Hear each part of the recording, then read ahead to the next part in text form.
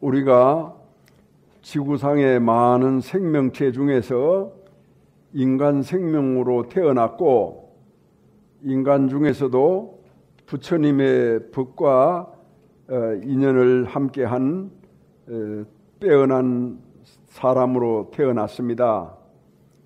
이런 뜻을 감사하는 개송을 함께합니다. 모두 다 힘차게 따라해 주세요. 무상심심미묘법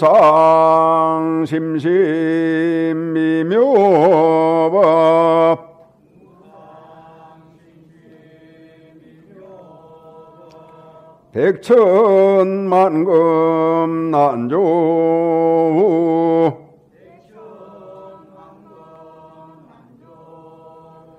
아금문견 득수지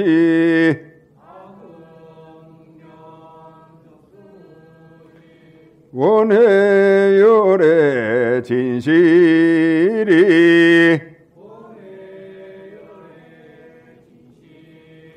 마반야 바람일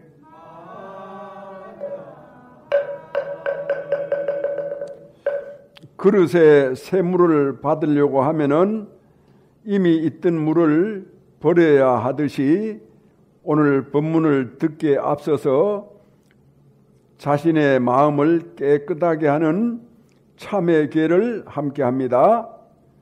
지난 동안 지은 바 모든 악업은 무실에 탐진치로 말미암아서 몸과 말과 뜻으로 지었음이라 제가 이제 그 모두를 참회합니다.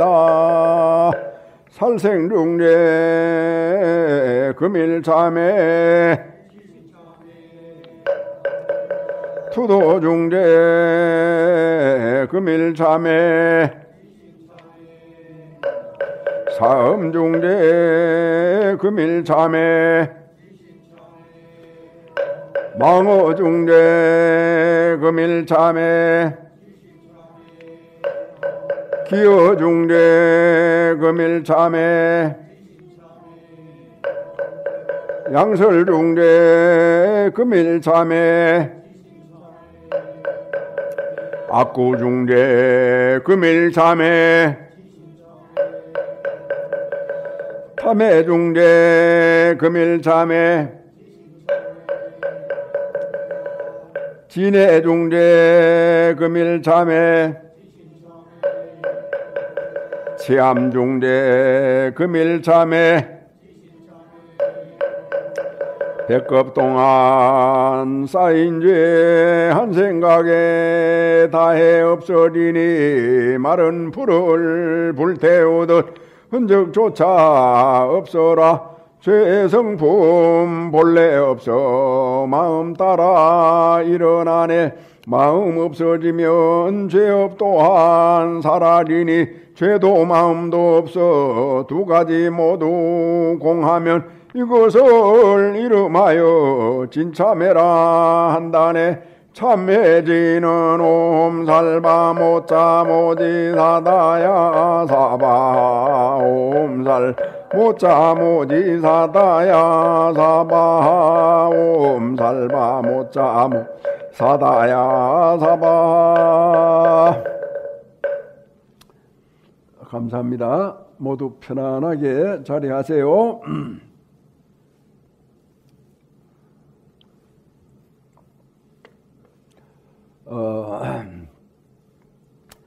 우리가 살아가면서 소중한 말이 있어요.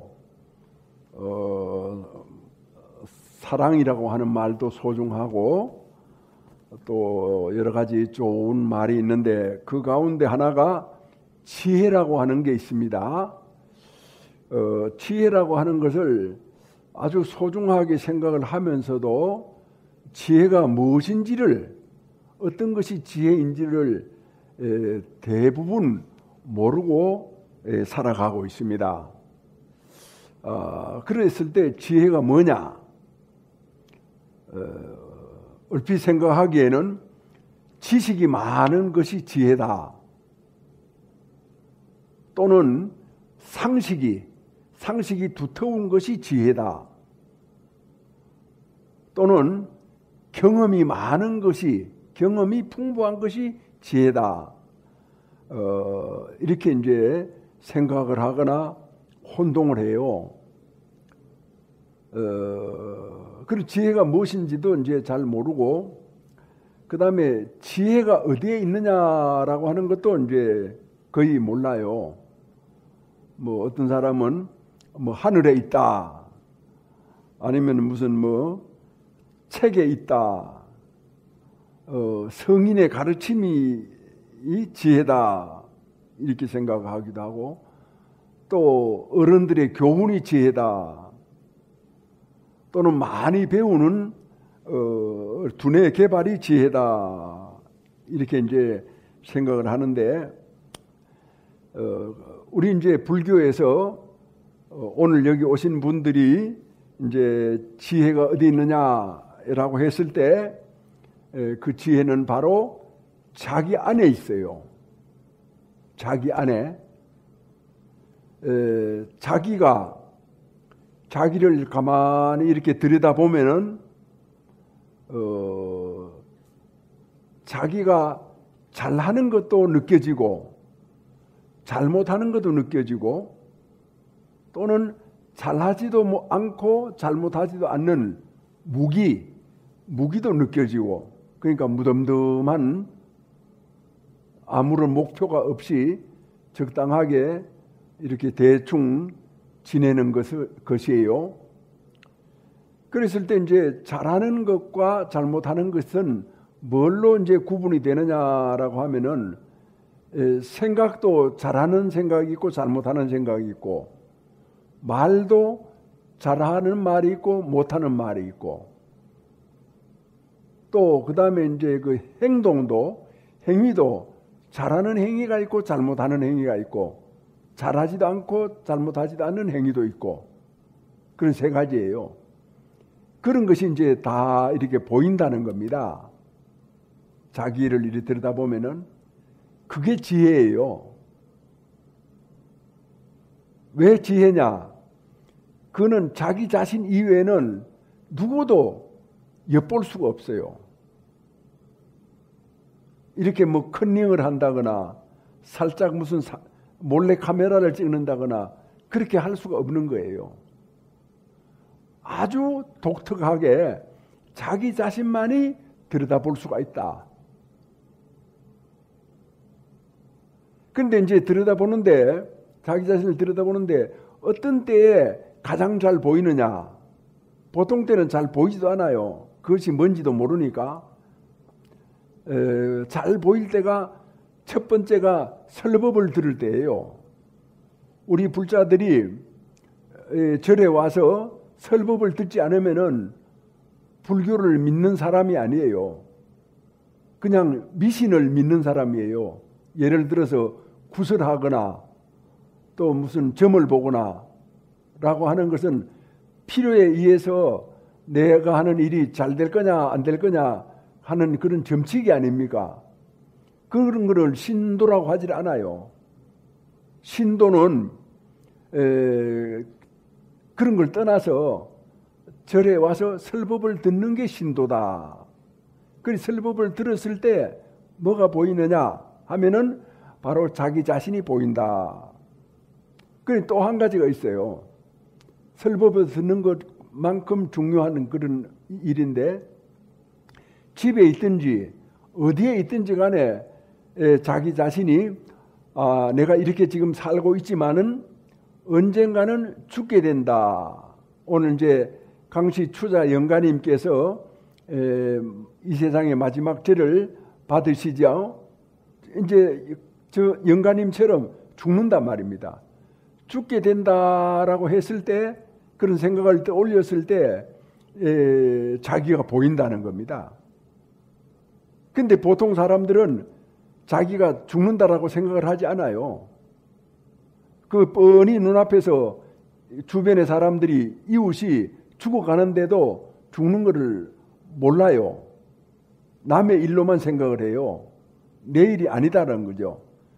즉 이제 주변 사람들이 죽듯이 나도 언젠가는 죽게 된다라고 하는 이런 이제 생각을 가지게 되면은 자기 자신이 잘 이렇게 보인다는 겁니다.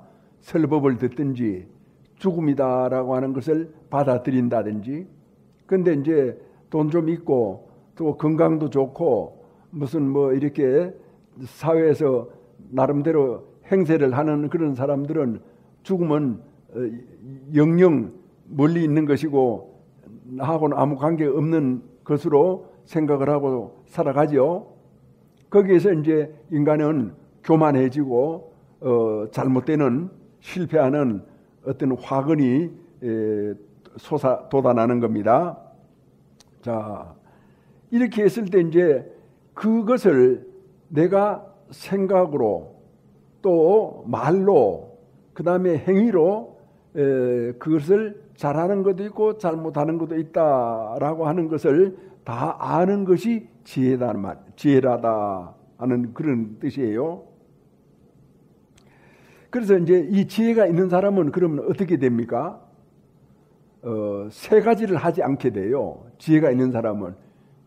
그 지혜가 없는 사람하고 있는 사람을 잘 구분을 해보세요. 지혜가 있는 사람은 욕심을 부리지 않아요. 지혜가 있는 사람은 화를 내지 않아요. 지혜가 있는 사람은 어리석지 않아요. 항상 현명한 판단을 해요. 그건 조금 이따가 다시 또 더 얘기를 해 나갈 겁니다. 그러면 이제 지혜가 없는 사람은, 즉 어리석은 사람은, 욕심이 많은 사람은, 화를 벌컥벌컥 자주 내는 사람은 그 인생이 어떻게 되느냐? 즉 지혜가 없는 인생이 어떻게 되느냐? 이게 이제 지혜가 없는 사람은 욕심을 많이 낸다고 하지 않습니까? 그렇기 때문에 뭔 일을 해도, 그러니까 사업을 해도 겉으로는 되는 것 같아도 속으로는 실패하는 거예요. 실패하기 쉽고, 또 친구를 사귀어도 오래 가지 못하고, 부부간에 살아도 늘 다투고, 형제와도 가족과도 이렇게 불화하게 지낸다. 어떤 사람이? 지혜가 없는 사람이. 그래서 이제 지혜가 없는 사람은 자기밖에 없죠. 부모 형제도 없어요. 어떻게 보면은 가족도 없어요. 자기가 최고예요. 그래서 부모 형제 없이 자기가 있어요? 가족이 없이 자기가 살아갈 수 있어요? 이 세상에 사람들하고 같이 어울리지 않고 자기 혼자서 로빈슨 크루소처럼 외딴 섬에 가서 살 수 있어요? 그런 어떤 것이 불가능한데도 불구하고 이제 그런 삶을 살아가고자 하는 것이 어리석은 사람, 즉 지혜가 없는 사람, 욕심이 많은 사람, 화를 자주 내는 사람이다. 그리고 이런 사람은 늘 마음이 불안해요. 살아도 무엇에 쫓기듯 살아요. 그리고 여기 지금 앉아 있잖아요, 여러분이. 오늘 절에 처음 오는 분들도 있을 겁니다. 그런데 이제 이게 마음이 불안한 사람은 자꾸만 뭘 자꾸 이렇게 사방을 이렇게 살펴보고 이렇게 안정감을 못 갖는 거예요. 천장을 쳐다봤다, 여길 쳐다봤다가 아래를 봤다가 옆 사람을 봤다가, 그게 이제 자신이 무엇에 쫓기고 있다. 그래서 사회생활을 해서 돈을 벌어도 욕심이 끝이 없어요.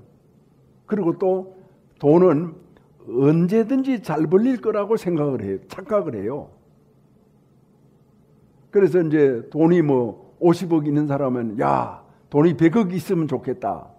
100억 있는 사람은 200억 있으면 좋겠다. 끝도 한도 없죠. 그러면 돈을 얼마나 벌어야 내가 부자고, 얼마나 벌어야 내가 만족하고, 얼마나 벌어야 내 인생의 가치가 빛나느냐? 그 답이 있겠어요? 그러니까 또 언제든지 돈이 잘 벌릴 거다 이렇게 착각을 하면 어떻게 됩니까? 그냥 막 살죠. 아무렇게나 막 사는 거예요. 그러니까 모든 것은 때가 있다.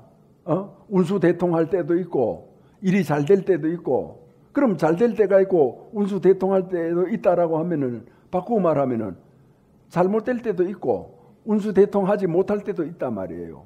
그 지혜로운 사람은 운수대통할 때 또 그때 벌써 혹시 어렵게 되면 어떻게 하나 하고 그 어려운 시절을 생각해서 그 시절을 살아갈 수 있는 예비를 하죠. 준비를 하죠. 그런 개인뿐만 아니에요. 가정도 마찬가지예요. 이 국가도 마찬가지예요. 앞날을 준비하지 못하는 정치인들, 자기 삶의 앞길을 내다보지 않는 사람들, 가장들, 그건 여러 사람을 결과적으로는 힘들게 하고 괴롭히게 된다.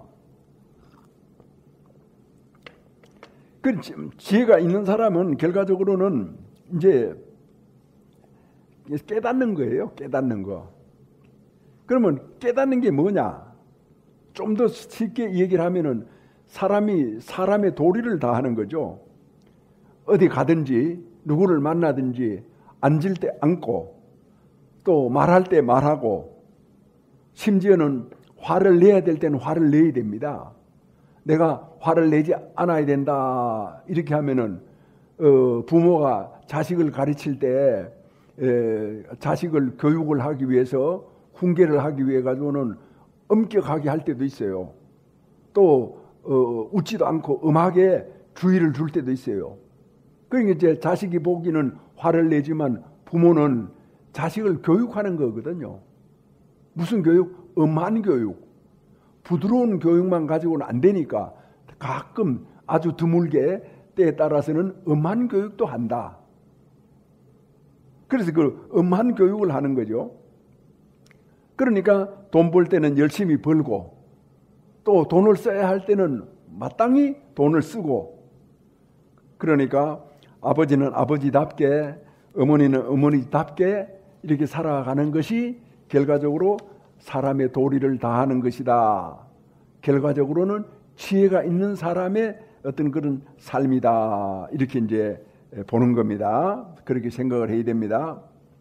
그런데 이제 오늘날 이제 이 사회에 모든 것이 풍부해졌어요. 물자가 풍부해졌다. 풍부하잖아요. 돈만 몇 푼 들고 가면은 슈퍼에 가면은 뭐 없는 게 없습니다. 이 세상에 뭐 거의 다 있습니다. 이제 그렇게 이제 풍부하고 이렇게 하니까 사람들 마음속에 한탕주의가 판을 쳐요. 한탕주의. 그러니까 한탕주의라고 하는 걸 뭐를 말합니까?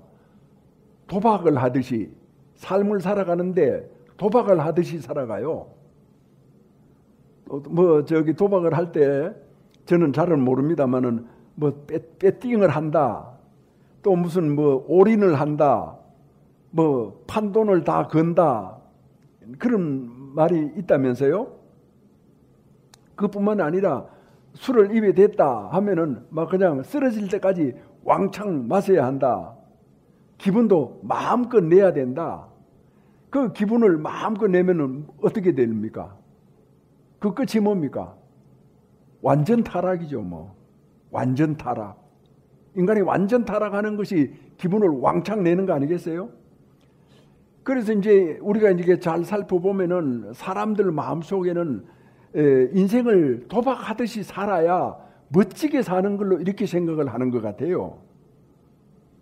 인생을 아껴서 산다거나 기분을 조금씩 오래 낸다거나 이런 거는 남자답지 못하다거나 또 뭐라고 할까, 사람이 쫀쫀하다든가 시시하다든가 무슨 쫌생이라든가 그런 식으로 이제 보고 뭔가 화통하게 도박하듯이 살아야 좋다. 자, 여러분, 올인을 한다.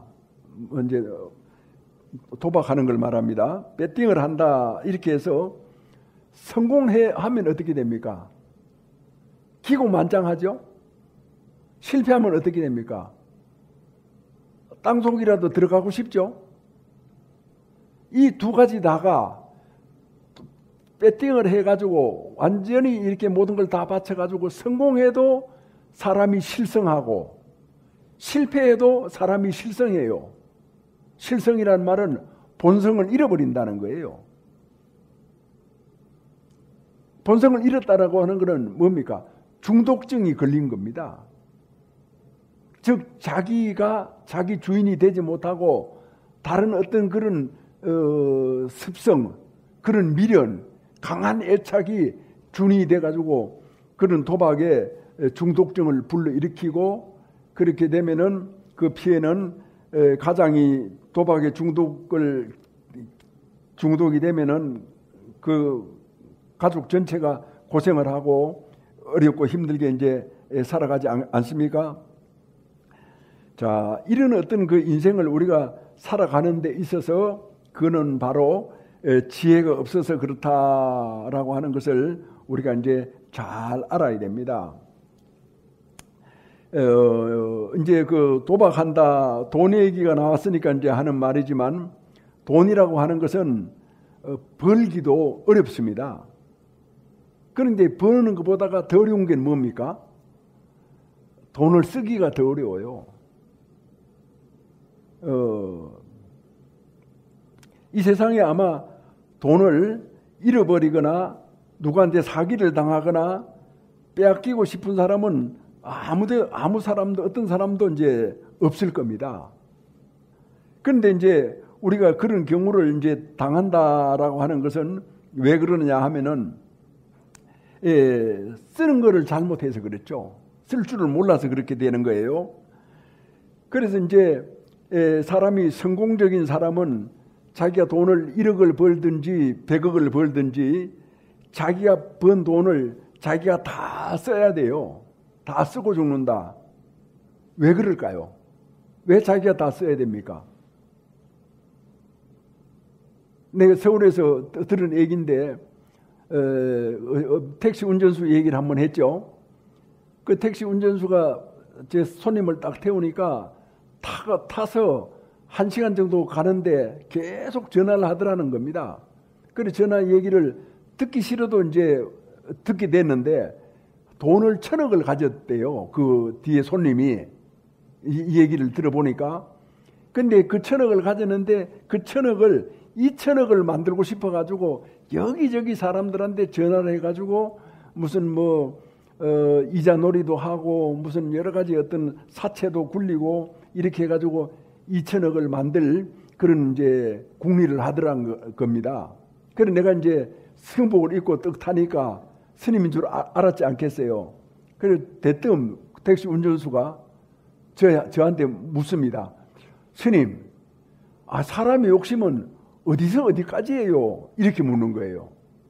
자, 여러분, 1,000억을 가진 사람이 2,000억을 만들려고 앞도 뒤도 안 돌아다보고 그렇게 이제 돈 벌기에 전심전력을 다 기울이고 있잖아요.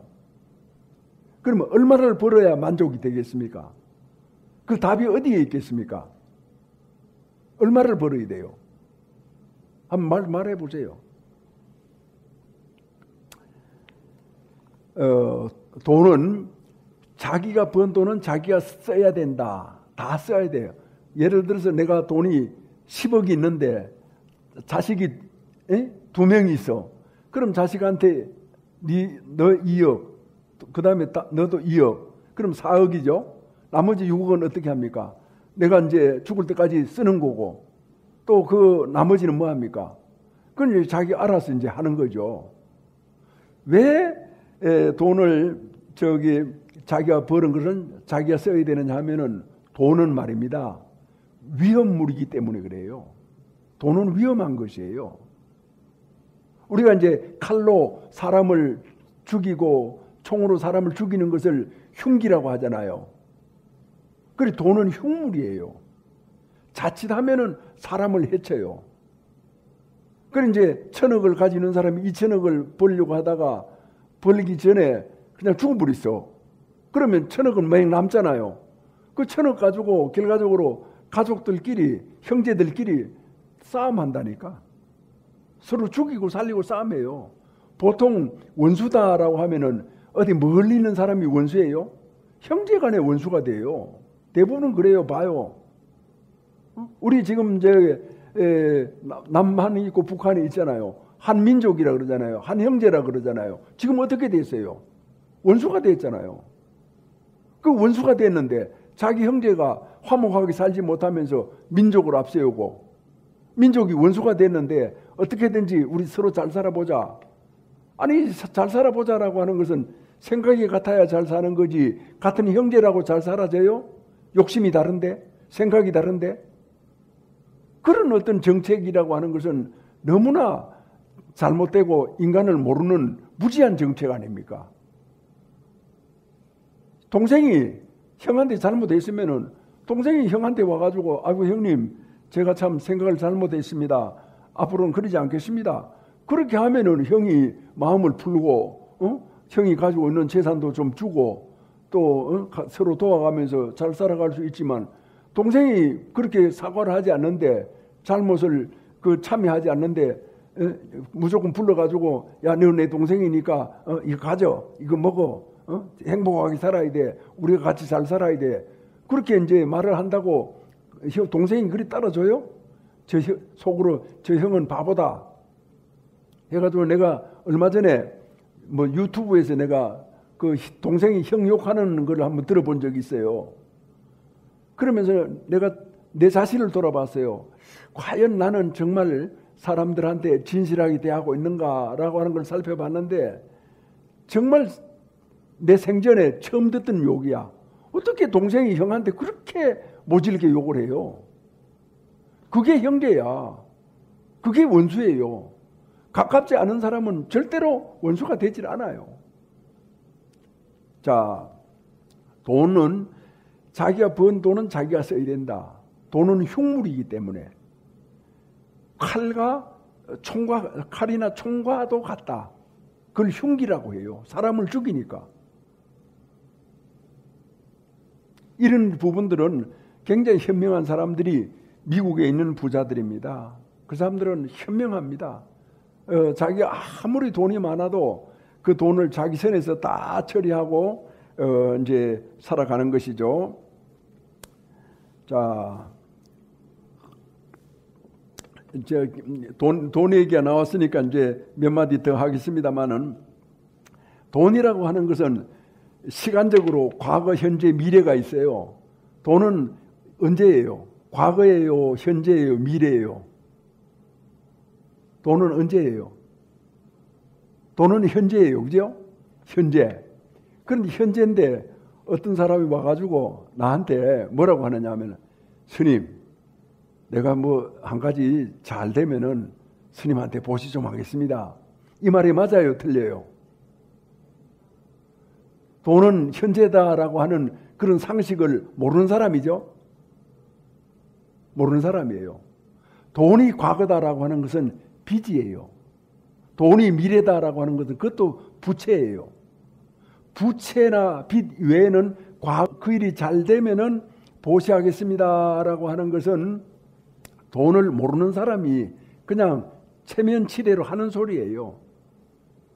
그걸 돈의 특성을 아는 사람은 지금 주머니에 100원이 있으면은 아이고 스님 이 100원이라도 스님 부처님을 위해서 할 수 있는 일에 쓰십시오. 이렇게 하는 것이 이제 돈을 아는 거죠. 그래서 예전에 이제 어떤 도사 스님이 큰 스님이 계셨어요. 조선시대 말기인데 부산에 가면은 저기 서구에 당감동이라고 하는 곳이 있는데 거기 서남사절에 계셨던 해월 큰 스님이야. 그래 해월 큰 스님이 이제 절에 계시다가 이제 오늘처럼 어떤 신도가 49제를 지내달라고 왔어요. 그러니까 49제를 지내면은 비용이 들잖아요. 그래 비용을 받은 겁니다. 그 받아가지고 아무 날 아무 시에 제를 지낸다라고 해놓고는 이제 그날 하루 전에 이제 시장에 가가지고 장을 보러 갔단 말입니다. 그래 장을 보러 가는데 어떤 이제 이웃에 사는 그 사람이 거기서 시장에서 만났는데 아주 죽을 상이 되어 있는 거야. 그래서 그 큰 스님이 깜짝 놀라서 아니 자네 왜 그렇게 됐나 이렇게 이제 물어보니까 그 사람이 자초지종을 쭉 얘기하는데 아주 큰 낭패를 당한 거야. 그래가지고 그 큰 스님이 저기 장보러 49제 시장 보러 간 돈을 꺼내가지고 그 사람한테 줬어요. 자, 돈 여기 있어. 이거 가지고 빨리 해결해. 사람부터 살려야지. 그래가지고 이제 준 거예요. 주고 나니까 이제 장 볼 돈이 없잖아요. 그래서 이제 빈손으로 다시 이제 절에 돌아왔습니다. 돌아오니까 절에 있는 젊은 스님들이 아니 큰 스님 시장 보러 가셔가지고 왜 빈손으로 오셨습니까? 아, 이 사람아 49제는 내가 어제 다 잘 해마쳤어. 그러시더라는 거예요. 49제는 다 해마쳤다. 그러니까 49제가 뭐냐? 좋은 일 하는 것이다. 덕을 쌓는 것이다. 죽어가는 사람을 살리는 것이다. 그렇게 이제 그 49제를 지낸 예도 있습니다. 그렇게 그 얘기는 뭐냐 하면은 돈은 현재라는 것이에요. 그래서 이제 가난한 사람이 있어요. 밥 먹기도 힘든 사람이에요. 그래, 내가 너를 도와줄 거야. 이렇게 하면서 이제 돈을 차곡차곡 모으는 거예요. 한 푼 생기고 또 모으고 두 푼 생기고 또 모으고 모아가지고 이제 얼마가 되면은 갖다 준다. 이렇게 이제 생각을 해가지고 돈을 모으고 있는데 그 가난하고 배고픈 사람은 어떻게 됩니까? 항상 배가 고픈 거야. 당장 먹지 않으면 자칫하면은 건강을 잃을 수도 있고 죽을 수도 있는 거야. 모으는 게 중요합니까? 지금 단돈 100원이라도 주는 게 중요합니까? 이게 이제 돈은 현재다라고 하는 그런 그런 뜻이에요.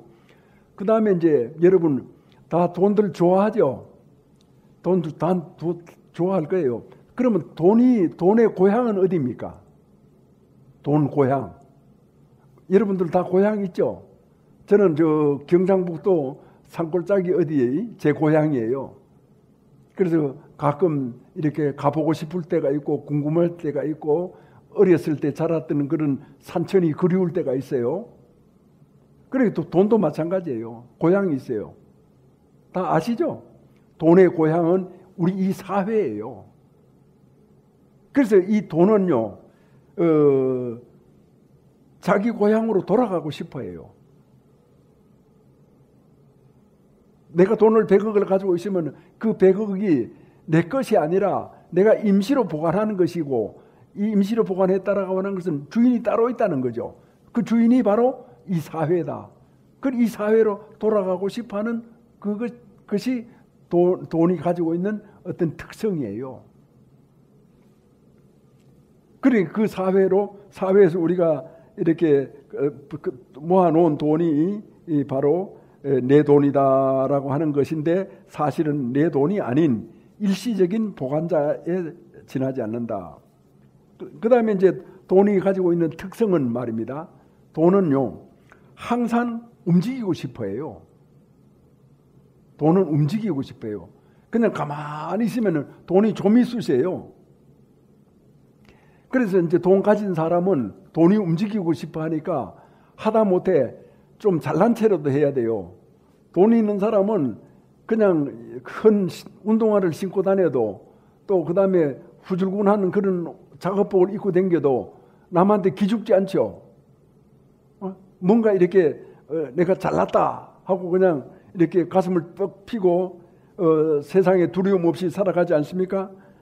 그런 것이 이제 돈이 움직이고 싶어하고 하다못해 돈 자랑이라도 하고 싶어하고 그래서 돈 자랑하는 것이 뭡니까? 좋은 집에 살고 좋은 자동차 타고 다니고 그게 돈이 움직이고 싶어하고 돈 자랑하는 거예요. 자, 우리가 이제 일생 동안 살아가면서 지금 돈이라고 하는 것은 필요합니다. 뭐 꼬마 어린애도 돈이다라고 하면 벌떡 일어난다라고 하잖아요.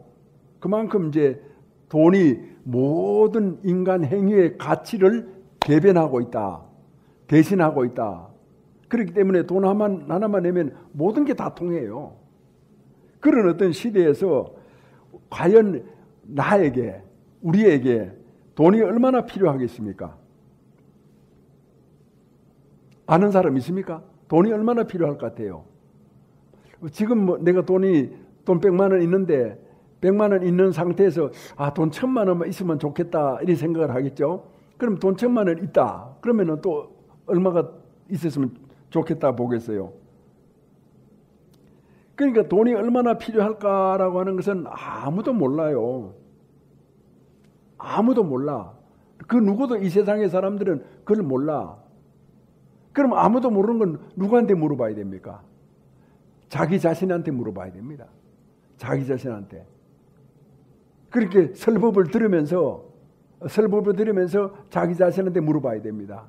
또 내가 이렇게 잘 먹고 잘 살고 좋은 약도 먹고 좋은 보신도 하고 이렇게 살아가지만 언젠가는 죽는다 라고 하는 그런 죽음을 생각하는 자기 자신한테 물어보면은 내가 돈이 얼마나 필요하다라고 하는 답이 들릴 수가 있어요. 답을 얻을 수가 있어요. 그래서 인간에게 있어가지고 가장 중요한 것은 자기 자신이고, 자기 자신 중에서 가장 중요한 것은 설법 듣는 자기, 또 죽음을 생각하는 자기. 죽음을 생각하지 않는 자기는 그는 자기일 수도 없어요. 그만한 자기예요.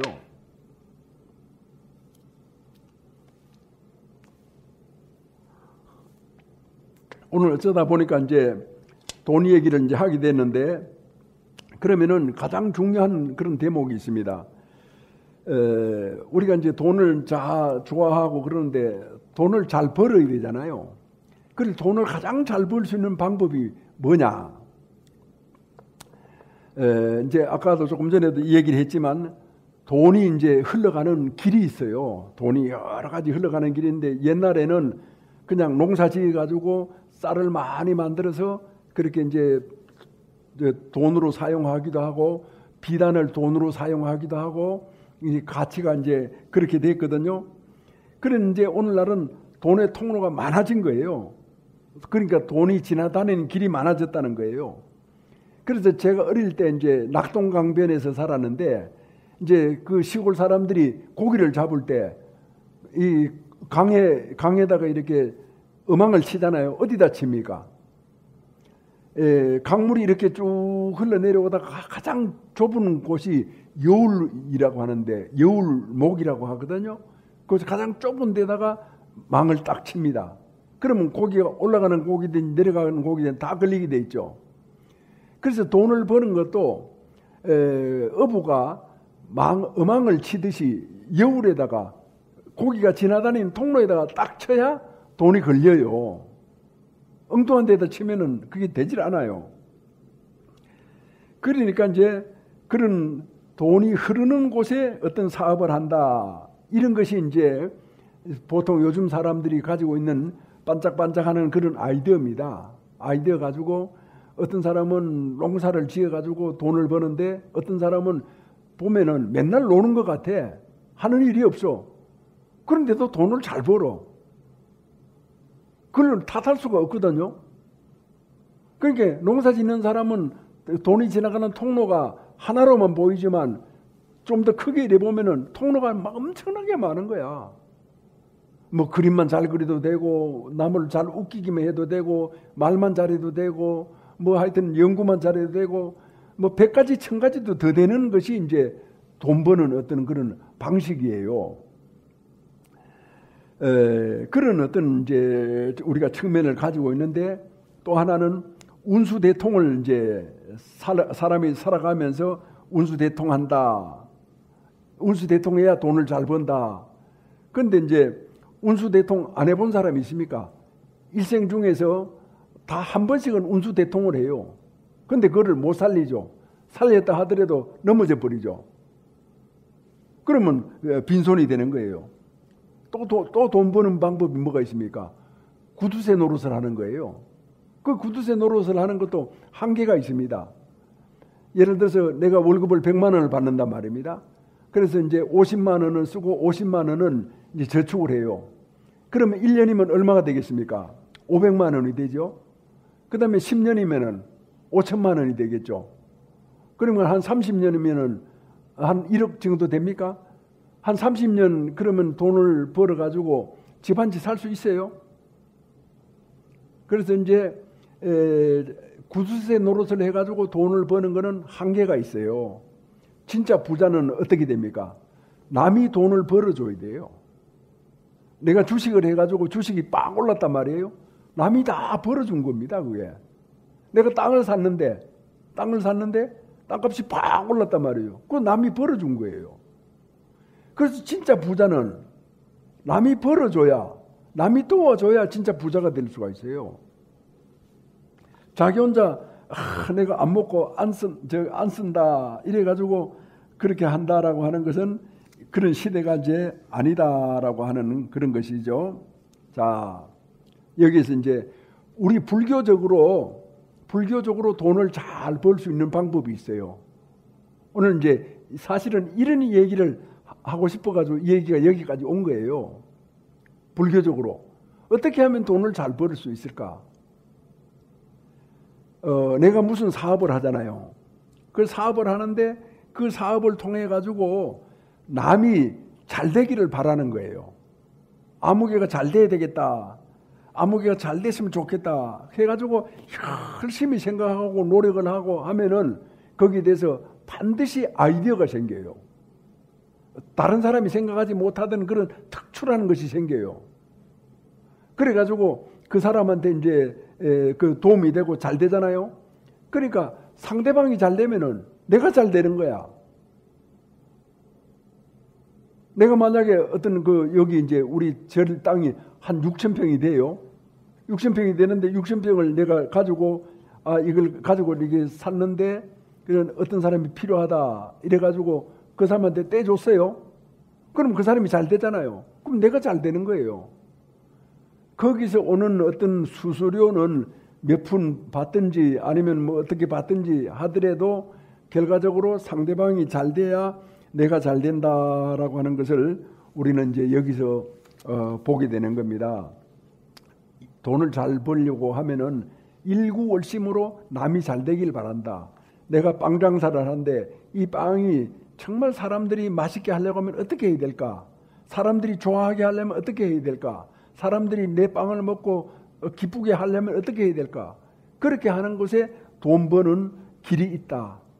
정말 좋은 방법이 있다. 그렇게 이제 하는 거죠. 자, 오늘날 이제 착한 일을 하고 좋은 일을 한다라고 하는 것이 옛날하고는 많이 달라졌어요. 이제 이 세상에서 제일 좋은 사람은 어떤 사람이냐 하면은 돈이 많은 사람이에요. 그 돈이 많은 사람인데 그 돈이 많아만 가지고는 안 돼요. 그 돈이 많으면은 좋은 사업을 해가지고 사람들한테 월급을 줘야 돼요. 그러면 월급 받아가지고 뭐 합니까? 월급 받아가지고 많든 적든 100만 원을 받는다 이렇게 생각을 하면은 100만 원을 가지고 가서 부모를 모시죠. 자식을 교육을 시키죠. 가정을 이끌어 나가죠.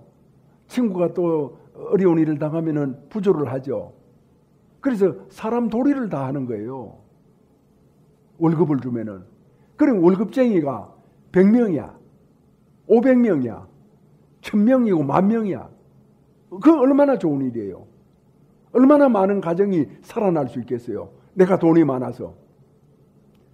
자본주의 사회라고 하는 것은 내가 자본을 가졌다라고 하는 것은 그만큼 많은 일자리를 갖는 거예요. 내 혼자 그 돈 다 써요? 내 혼자 100억, 1000억을 다 써요? 1000억을 가진 부자여도 하루에 밥 4끼 먹어요? 하루에 밥 3끼밖에 못 먹어요. 부귀영화를 누려봤자 그 몸에 170, 180 되는 키, 70kg, 80kg 되는 몸무게에 얼마나 더 먹겠어요? 그렇기 때문에 우리가 돈을 가졌다, 자본을 가졌다라고 하는 것은 결과적으로는 남을 위해서 우리가 이제 돈을 가지고 있는 거고 남을 위해서 돈을 쓰는 거예요. 내 밑에 100명이 월급을 주고 살아가고 있다라고 하면은 100명의 가정이 다 웃음꽃을 피우면서 희망을 가지면서 인생의 어떤 그런 보람을 느끼면서 행복하게 살 수 있는 토대가 되는 거 아니겠어요? 그래서 불교의 보살은, 참된 보살은 뭐냐? 이병철 보살이에요. 정주영 보살이에요. 그래서 내가 때가 되면은 우리 여기 이제 저 앞에 묘지 있는데 거기 있잖아요. 묘지 있는데요. 올라오다 묘지 봤죠? 거기 이제 땅을 사서 거기다가 이병철 동상을 세우고 싶어요. 정주영 동상도 세우고. 20세기의 보살이라는 거야. 중생을 구제한 보살. 중생을 행복하게 한 보살. 중생을 사람답게 살아갈 수 있도록 토대를 마련한 보살. 그 얼마나 그게 중요하고 대단한 일이냐라고 하는 것을 우리가 이제 볼 수가 있습니다. 이게 이제 첫 번째 방법이에요. 자, 남을 위해서 우리는 자본을 형성해서 그 자본을 남을 위해서 쓰는 것이 무엇이냐? 사업이다. 그게 시장경제주의의 원칙이고 자유민주주의가 나가야 되는 근본 토대예요. 그건 참 좋은 거예요. 베푸는 거예요. 이 세상에 이바지하는 거예요. 근데 이제 자칫 잘못하면 돈을 그냥 남을 주잖아요. 그래 되면은 원수가 돼요. 형제나 친구들한테도 돈을 줘보세요. 자칫 잘못 주면은 돈 주고 사람 잃고, 저게 의상하고 천하에 나쁜 사람 되고 그렇게 되거든요.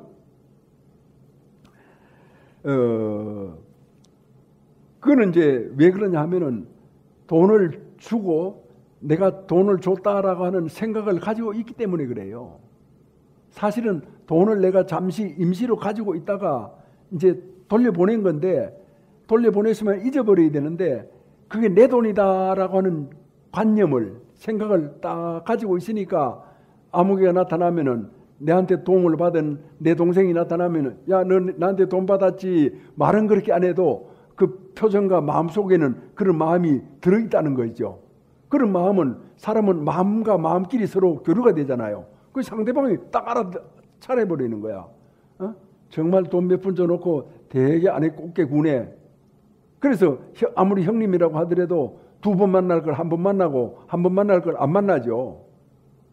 그런 마음을 가지고 있으니까, 깨끗이 못한 마음을 가지고 있으니까, 남한테 도와줬다라고 하는 아상을 가지고 있으니까. 그런데 이제 정말 의로운 일을 하면은 그런 것도 이제 없어집니다. 예를 든다면은 부처님이 모셔져 있죠.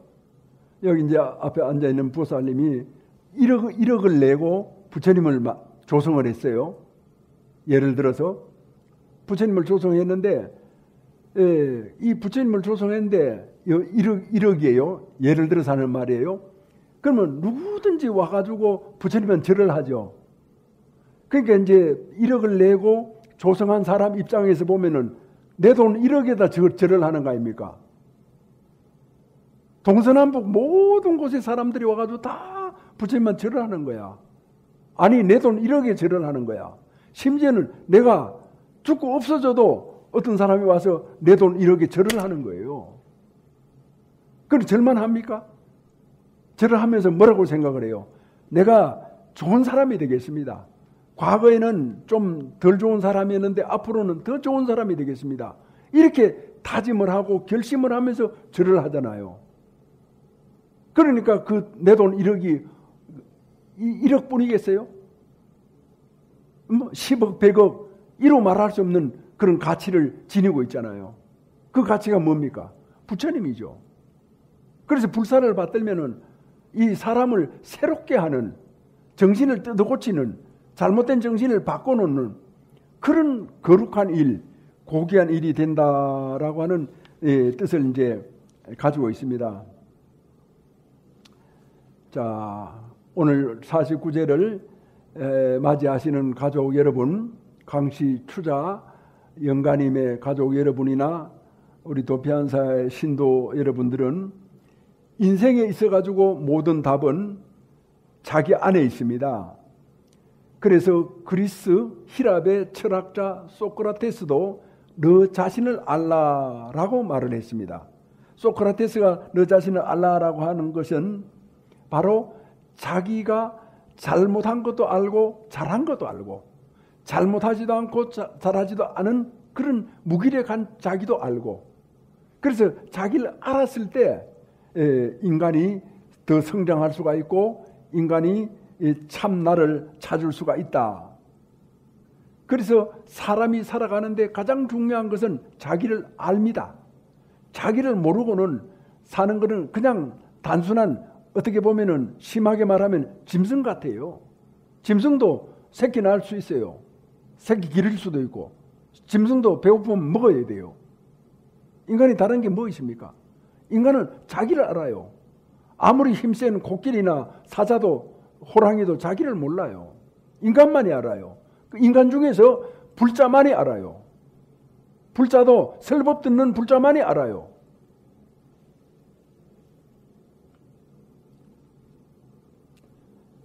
그래서 지혜로운 불자는 한 시간, 한 주라도 설법을 듣지 않으면은 자기가 자기를 놓친 것 같아 가지고 걱정이 생기고 앞길이 캄캄해지고 불안해집니다. 그래서 절에 가서 설법을 들었을 때 마음이 환하게 밝아집니다. 환하게 밝아지면은 마음이 깨끗해집니다. 사람이 고귀해집니다. 돈으로 고귀해지는 게 아니고 권세로 고귀해지는 게 아니에요. 자기가 자기를 알았을 때 사람이 고귀해지고 사람이 거룩해져요. 절에 간다. 이 일 저 일 다 하고 미루고 남는 시간 어쩌다가 할 일 없을 때 한 번 온다. 그런 게 아니에요. 참다운 불자는 만사를 다 제쳐놓고 가장 먼저 절에 가서 자기를 아는 거예요. 자기를 아는 주인공이, 자기를 아는 참된 자기가 그 다음에 이 세상을 살아가는 거예요. 아무개도 만나고 무엇도 하고. 그래서 내가 이제 서울에 어느 절에 있었거든요. 그때 관악구에 살던 그 철물점 하는 배봉환 씨라고 잠실까지 와서 매주 법회에 참석했어요. 3년 동안 약속을 했어요. 스님, 한 번도 빠지지 않겠습니다. 그래서 이제 하더니만은 열심히 해가지고 한 번도 빠지지 않았어요. 사업을 하니까 일요일 날, 토요일 날 뭐 절에 안 올린다고 하면은 얼마나 안 올 수가 많아요. 쉽지요. 골프도 쳐야 되고 또 뭐 어디도 가야 되고 누구도 만나야 되고 돈도 벌어야 되고. 그러니까 이제 절에 간다 이리 하니까 그 다음부터 친구들이 배봉환 저 사람은 토요일 날은 절대로 만날 수가 없다. 저 사람 만나려면 다른 날 만나야 된다. 이렇게 평이 나가지고 그렇게 되고, 또 절에 온다고 해가지고 사업이 안 될 줄 알았는데 사업이 더 잘 되는 거야. 결정적인 어떤 그런 계약건은 그 배봉환 불자하고만 하는 거예요. 왜? 그 사람은 믿을 수가 있으니까. 뭘 믿어? 절에 다니잖아. 부처님을 받드는 부이니까 저 사람하고 사업을 같이 해야 된다. 이래가지고 나중에는 조금 지내다 보니까 더 잘 되는 거야. 그리고 어떤 남자가 한동안 절에 가끔 오더니만 안 왔어. 왜 절에 안 오노? 이랬더니만 뭐 골프 치느라고 안 왔습니다. 그 골프 뭐 사업하다 보면 골프 쳐야 됩니다. 이러는 거야. 야, 골프 쳐가지고 사업이 잘 된다라고 하면은 나는 밤잠도 안 자고 치겠다. 밥도 안 먹고 골프만 치겠다. 오히려 부처님을 받들고 부처님을 이 가르침을 따르고 사람들이 그거를 알게 되고 이러면은 겉으로는 친구니까 욕을 하고 비난을 할지 모르지만 그 사람이 친구가 집에 가서 가만히 생각해 보면은 진짜 친구는 너밖에 없다고 할 거다. 그게 사람의 심정이다. 왜 그런 걸 모르고 소탐대실하느냐? 왜 그런 걸 모르고 엉뚱한 길로 가려고 하느냐? 세상에 안 하려고 하면은 핑계 없어 뭐 못 하느냐? 핑계는 만들면 핑계지. 그래서 만사 제쳐놓고 설법 듣고 설법을 통해서 자기를 알고, 그래서 자기를 알면은 인생을 억지로 사는 게 아니라 마음에서 우러나서 사는 거예요. 설법을 들으면은 마음에 여유가 생겨요. 마음이 깨끗하기 때문에, 마음이 밝기 때문에. 그래서 아들, 딸들이 다소 잘 못해도 가만히 이렇게 지켜보는 거예요. 마지막으로 이 얘기 하나 하고 끝을 낼게요. 독립운동을 하던 시절에 전라도에 있었던 얘기입니다. 젊은 아들이 많이 배우고 또 많이 배웠기 때문에 독립운동을 하러 저기 만주로 갔어요. 그런 만주로 가서 이렇게 독립운동을 하다가 이제 해방이 돼가지고 이제 왔잖아요. 왔는데 어머니가 아들을 먼저 만나는 겁니다. 단 둘이서 방에서 아들아, 인간을 이해할 수 있겠느냐? 그러니까 이제 어머니가 하시는 말씀이니까 아들이 무릎을 꿇고 앉아서 무엇이든지 이해해야 되지 않겠습니까? 그래서 사람은 사람을 이해해야 된다. 사람을 이해했을 때 한없는 덕이 나온다. 이게 어머니의 말씀이에요. 그래서 네 아내가 그래서 너를 기다리고 혼자 살다가 어떻게 해서 너가 없는 사이에 아이를 갖게 됐다. 그 아이를 너의 아이로 생각할 수 있느냐?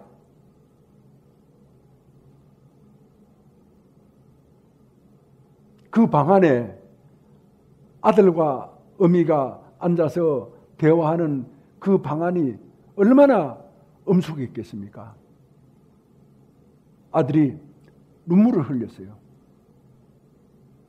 가만히 생각해 보니까 그것은 누구의 탓이 아니고 탓이라고 하면 바로 자기의 탓이거든. 남편의 탓이거든.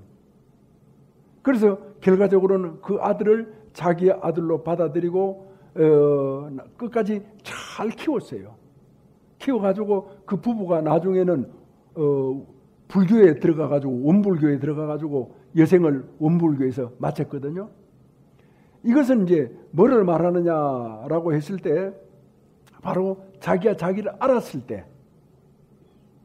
자기가 알았을 때, 자기의 마음이 깨끗해졌을 때, 자기 마음에 밝아졌을 때 이 세상 그 어떤 것도 다 받아들일 수가 있고 껴안을 수가 있고 지켜볼 수가 있는 거예요. 그래서 그 아들을 자기가 없을 때 자기 아내가 낳은 아들을 더 소중하게 해서 아들이 훌륭하게 큰 거예요. 쉬운 것 같죠? 그러면 어떻게 하면 그렇게 됩니까? 바로 자기를 알았을 때만이 그게 가능해요. 자기를 모르면은 길길이 날뛰고 별소리를 다 했을 겁니다. 똑같은 인간이면서 울려서 법계를 진동하여 초리산이 밝아지고 잠잠해서 급전 봄 소식이 급후에 찬란해라.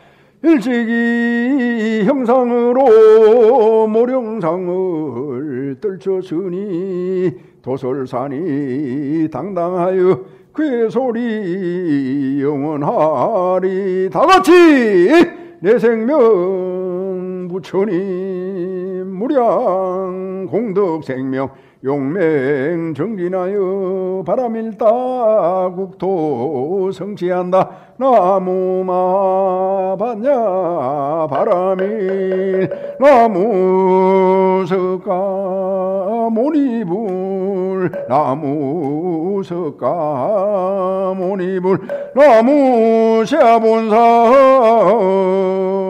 석가 모니불